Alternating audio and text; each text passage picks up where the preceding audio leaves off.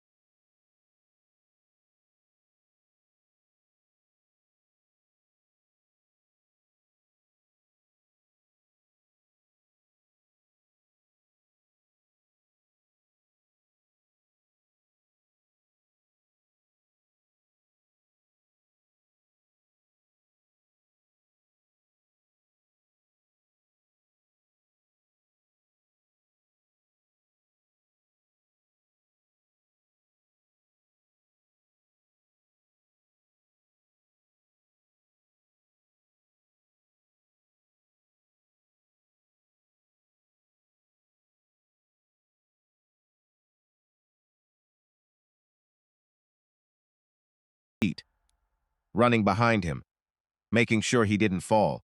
Another daughter looked down to a picture of herself sitting beside Arthur in a hospital waiting room.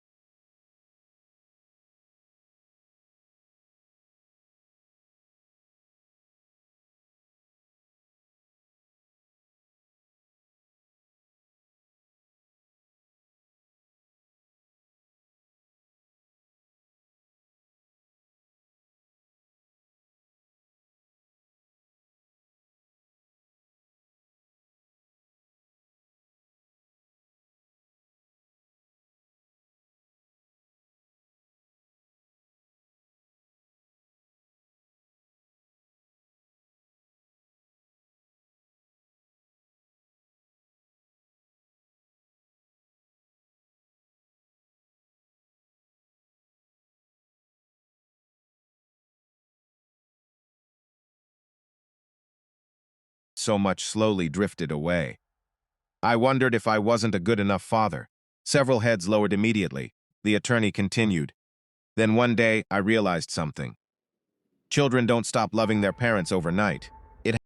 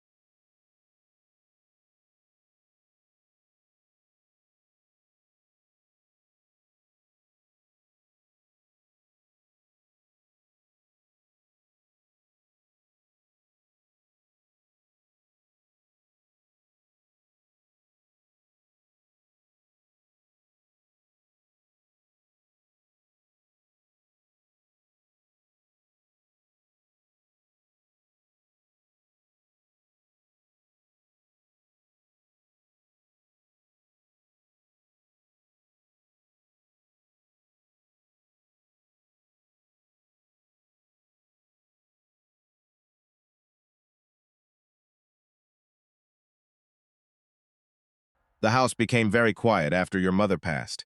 The room instantly grew emotional. Nobody liked talking about their mother, even after all these years. Arthur continued. I told myself I'd be okay, and most days I was.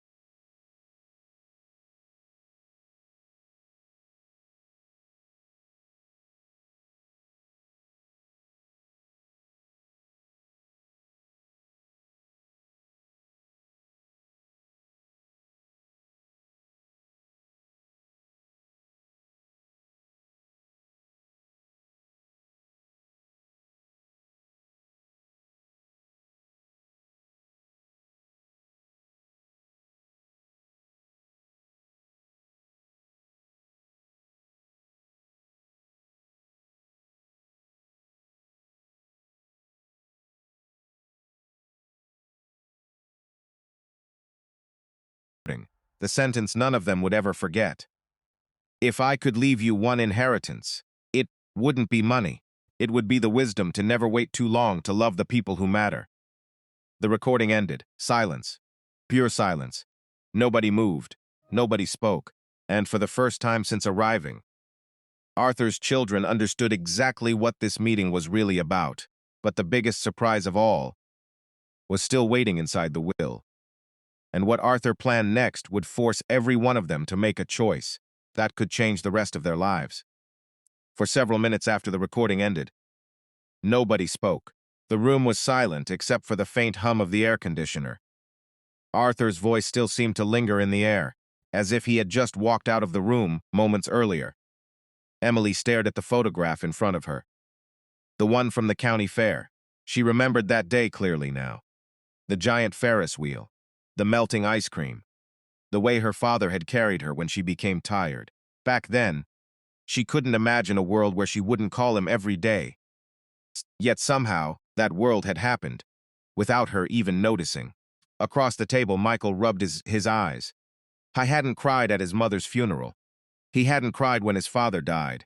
And yet now, sitting inside a lawyer's office listening to an old recording, he felt something breaking inside him. Not grief. Not exactly. Regret. The attorney finally cleared his throat. There is one final section. Everyone looked up. Arthur's children suddenly seemed different now. Less defensive. Less distracted. More human. The attorney unfolded another document. This is the final instruction attached to the estate. The siblings exchanged nervous glances. Estate. Inheritance. Money. Property. Those were the words they expected when they arrived. Now none of those things seemed as important. The attorney began reading. If you're hearing this, then you have already listened to my letter, and you have already heard my recording. Now I need one final thing from each of you. The attorney paused, then continued. For most of my life, I believed success was measured by what people build. A career, a house, a bank account. But the older I became, the more I realized I was wrong. The room remained completely still. Success is not what you leave behind. It is who shows up when you're gone. Emily lowered her head. Michael swallowed hard. Nobody wanted to admit how painful that sentence felt. Arthur continued. I don't want my children fighting over money. I don't want lawyers deciding what happens to my legacy. And I don't want my final gift to create division. The attorney reached the next page, then looked up. Arthur attached a condition to the inheritance. The room immediately became tense. A condition? Michael frowned. What kind of condition? The attorney continued reading. The family lake house will not be sold immediately. Several siblings exchanged surprised looks. The lake house.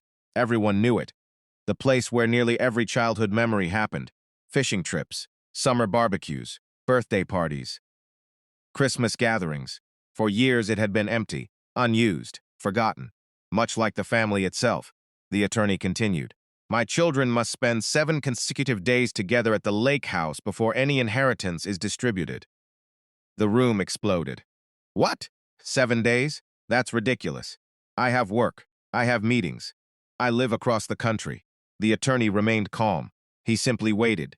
Eventually, the complaints stopped. Then he read the next sentence. And suddenly nobody spoke again. If even one child refuses, the entire inheritance will be donated to charity. Silence. Absolute silence. Michael stared in disbelief.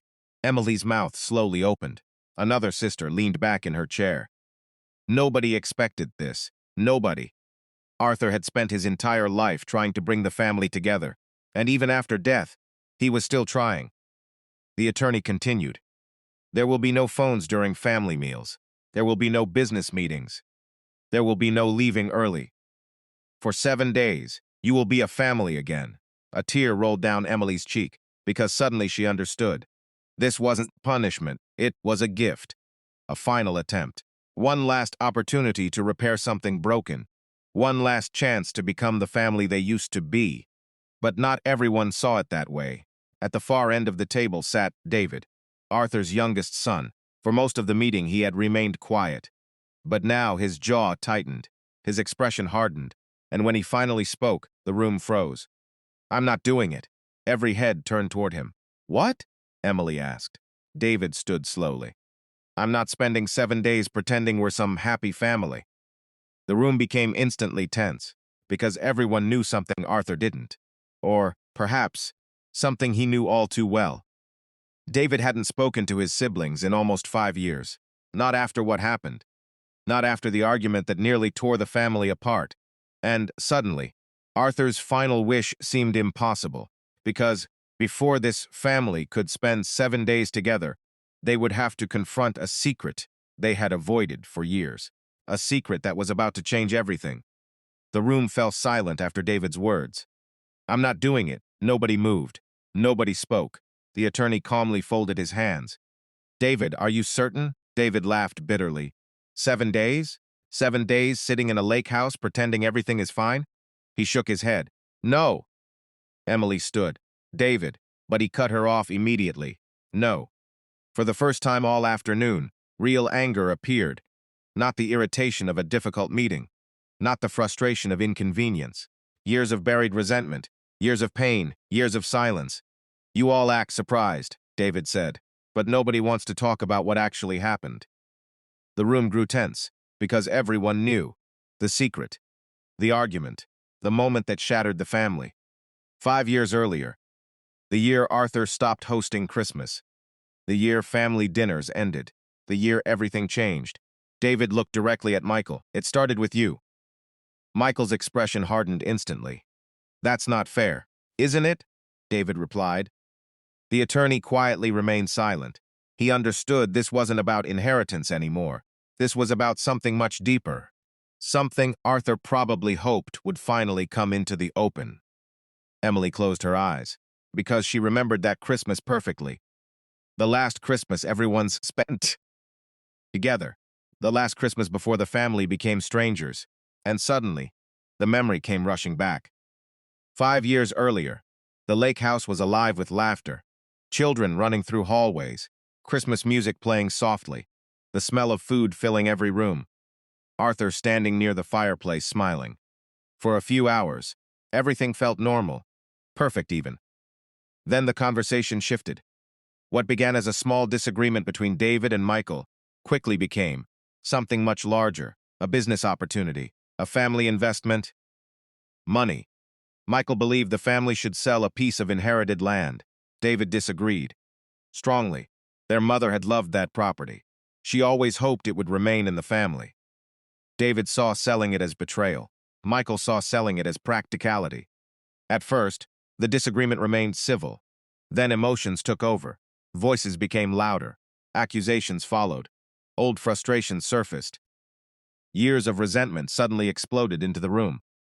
Things that had nothing to do with land, nothing to do with money, everything to do with old wounds.